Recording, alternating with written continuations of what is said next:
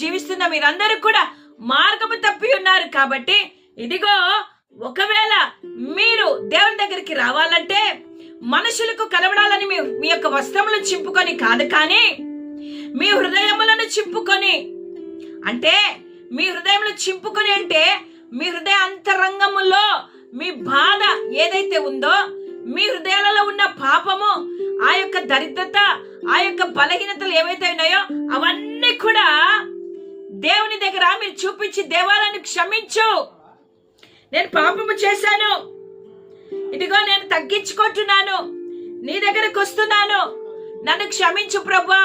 ఈ హృదయములో దురాలోచనలు పాపముతో నింపబడింది. హృదయం అన్నిటికంటే మోసకరమైనది, ఘోరమైన వ్యాధి కలిగిన ఈ హృదయమును నీ ఎదుటనే చెప్పుకుంటున్నాను ప్రభు అంటే దేవుని సన్నిధిలో నువ్వు అడిగి దేవునితో